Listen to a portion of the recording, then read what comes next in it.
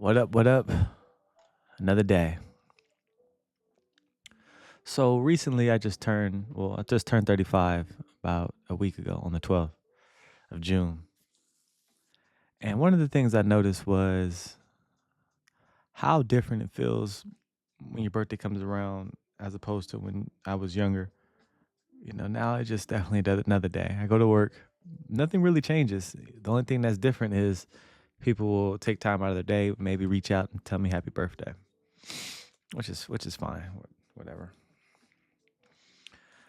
But yeah, 35 is definitely a pivotal age for me because I remember when my dad was 35 and I remember looking up to him, and now I'm 35 and my kids are looking up to me.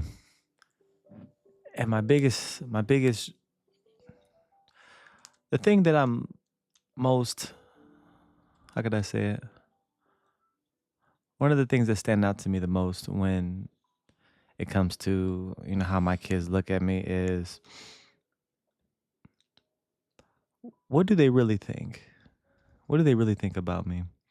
Like, yes, I'm their dad, and I'm one of the biggest, most influential figures in their life, next to their mom. But what do they really think about me? And I say that because most kids, yeah, and I'm just speaking generally speaking. Well, I'm generally speaking. Most kids, when they have their father in their life, they definitely look up to him. That's their role model. That's their hero, and everything else that comes with that. But then at a certain age, the idea of who your hero is starts to shift, starts to change. When I was younger, or getting older, 7, 8, 9, 10 years old, my hero was people like The Rock and wrestlers and entertainers, and like, man, I want to be just like them when I grow up. And I wonder what age, or will I notice when the perspective of how my kids look at me will start to shift. Right now, I'm their everything, daddy. It's like that every single time. But my kids are getting older, and I wonder who they're gonna start looking up to, and who they're gonna gravitate to, and who they want to try to emulate.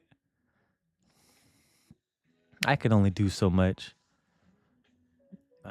to stay influential in their life, and I'm pretty sure I'll be influential to a point. But as they grow, there's gonna be certain things that catch their eye. There's gonna be certain things that they start to gravitate towards, and it's not always gonna be dad. And I say this to go back to the topic that I typically go back to anytime I talk about certain issues on this channel, and that's the black role model in our community, in our culture. It's definitely important, but there's a lot of us that have that role model that is absent. I don't want my son to grow up believing that I'm absent in any way, shape, or form. There's too many kids today who are looking up to the wrong role models. And it doesn't have to be an entertainer, it doesn't have to be a celebrity or any sort like that. Like, some people just looking up to the wrong people. It could be people in their neighborhood, individuals that they see every day at school. It don't have to be anybody that's much older or significantly older than them. It could be somebody that's a year older. It could be somebody that's younger. And you can't really do too much about that, because you once your kids get to a certain age, they're not going to be around you 24/7. They start going to school longer. They're going to be away from you 8 hours out of the day, and the major influence is going to be what they see every day at school and when you're not around.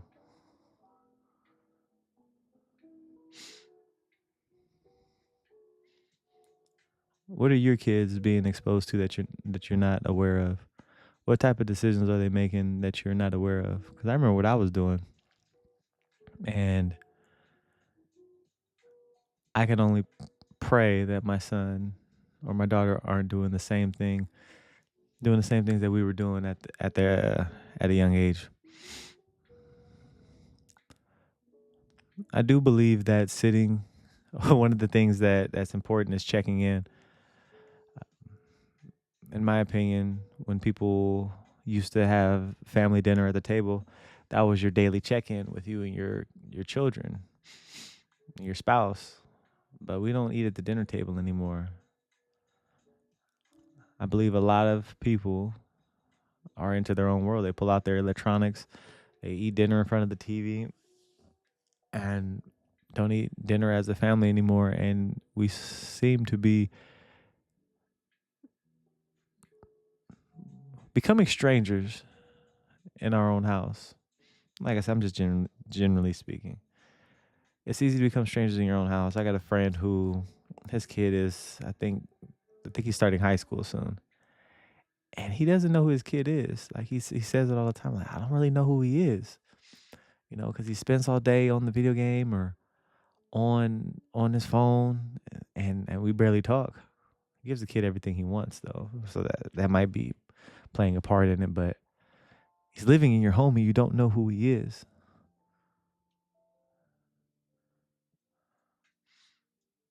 Growing up, I've always been the one to ask a lot of questions. Like even sometimes they even seem unnecessary. Probing questions. Well, why do you think you did that, or why do you feel like that's true? Why do you think that was a good idea? Why do you think that was a bad idea? I would like to ask these things because they really get to the ground and the foundation. Um, they really get down to the foundation of things, and I believe that's 100% important because I don't want to become a stranger to my kids. That's part of the reason why I'm making videos like this, just in case something does happen. My kids will have something to look back at when they get older. It's it's a reminder that I'm always thinking about them. My videos in the future are probably gonna include my kids a lot as well, but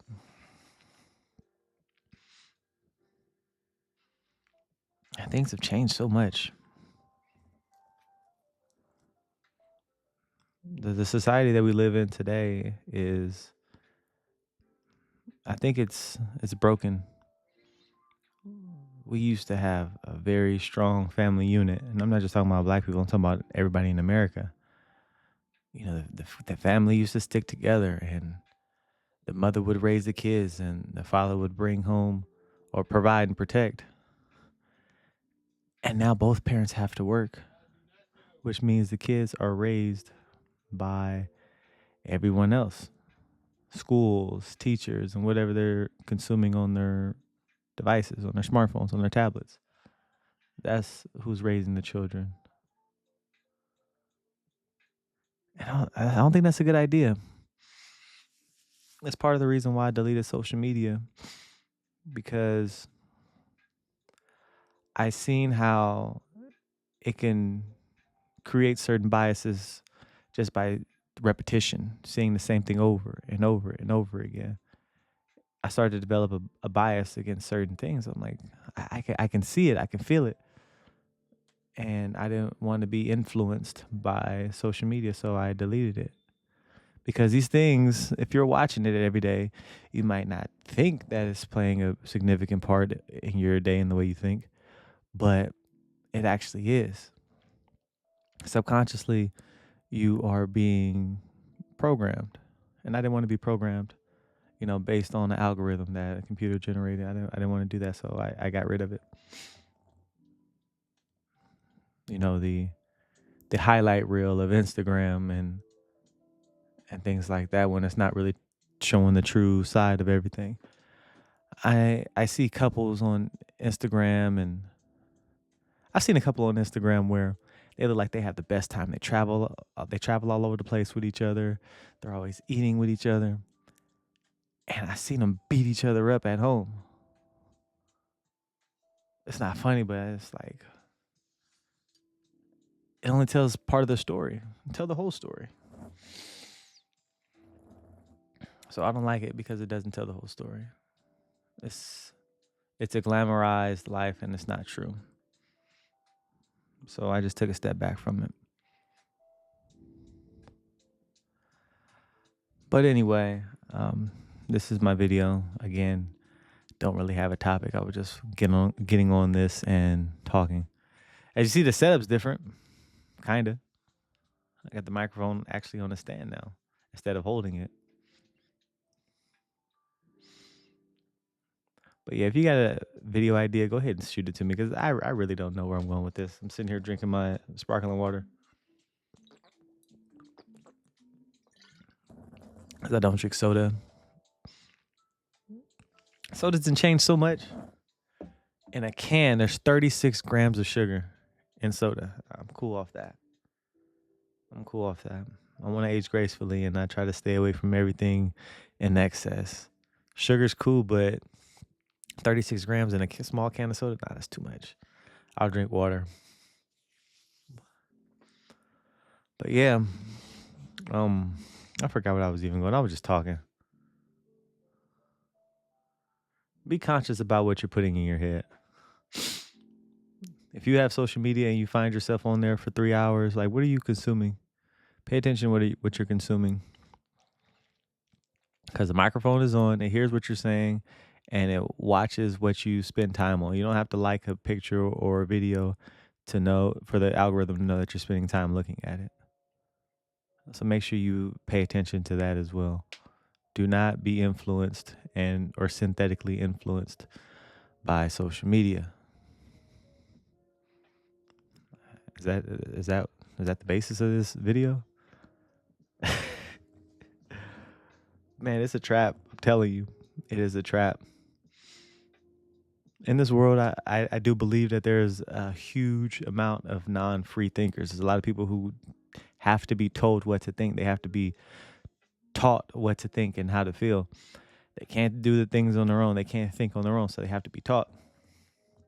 There's a reason why that you call TV's programs. It's programming you. The reason why that they stopped cigarette ads on television because it was programming the kids to smoke cigarettes, so they took it out. To me, that stands out so much because that was the least of my worries. Smoking cigarettes or seeing a cigarette commercial, like, or even seeing ads, of cigarettes. Like, I'm not interested in that.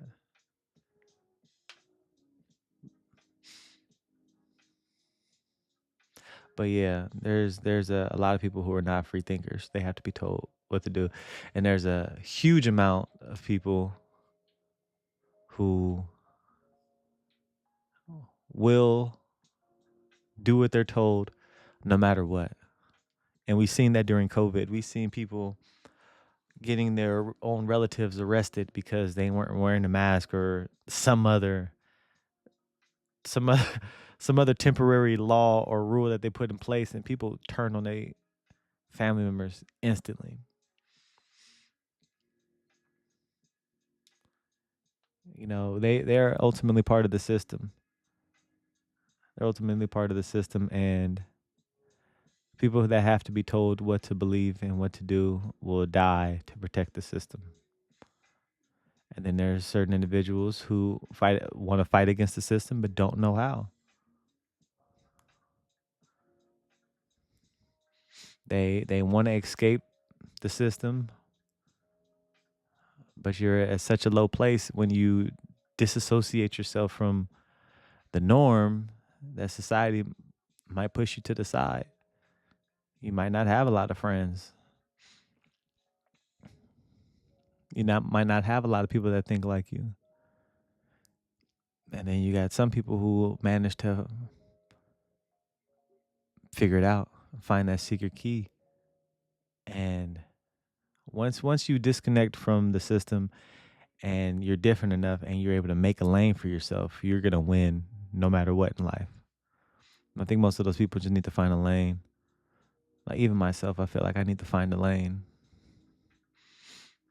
Like I'm interested in so much stuff. Like I'm interested in everything. Everything strikes my interest.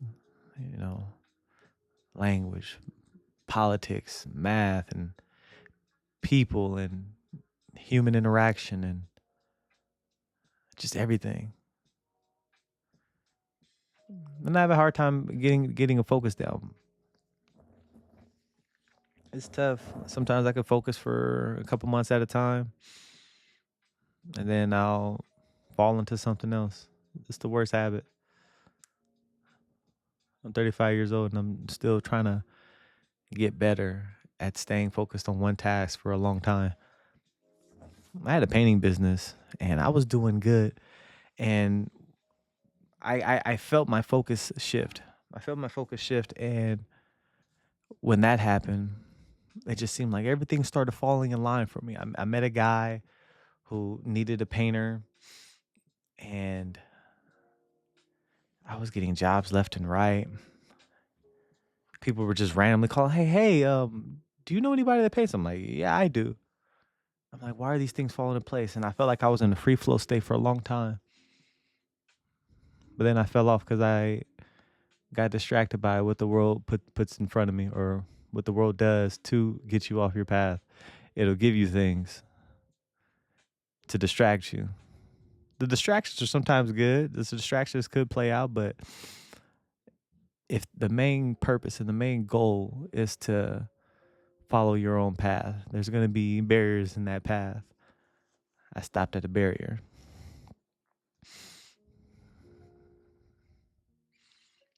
Inadvertently sabotaging myself. We all see them. Anytime we get on that path and we start, we start moving on that path, we see that barrier. We're looking right at it. We walk right up to it. And we know it. We fucking know it. But oh well. If you want to stay on the path, stay on the path. There's going to be barriers. There's going to be distractions. And those distractions are going to be covered in gold. But the path is what you're most focused on, not what you find on the path.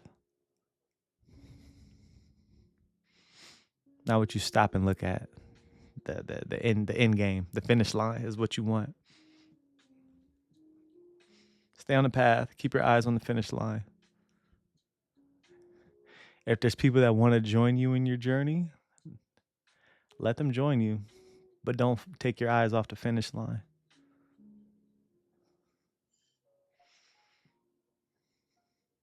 That's all. That's all I could think of right now. But yeah, shout out to anybody that watches my videos, because I like I said, I do this for mostly myself. I do journaling, but sometimes the journal doesn't really do it for me.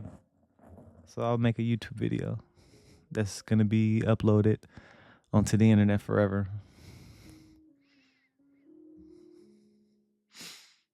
Like, I wish I knew who my great grandparents were. I think that'd be dope to see them as, teenagers, and when they're young, and really know what they were like, and everything that had to transpire for me to be here. Everything that they had to go through to create my, parents, and, generational, all the way working its way all the way down to me. So this video, or these videos, are for me and my family for the most part. If anybody wants to watch, great. Cool. Like I said, I'm just making these videos and I'm trying to stay consistent, even though I don't really plan I don't really plan out any topics or anything for my videos right now. It's more of a hobby, not a passion.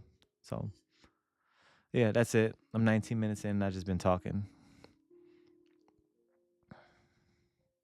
There's a lot that occurs in my head, and sometimes it's really hard to put it into words. Maybe one day I'll find a way to do it.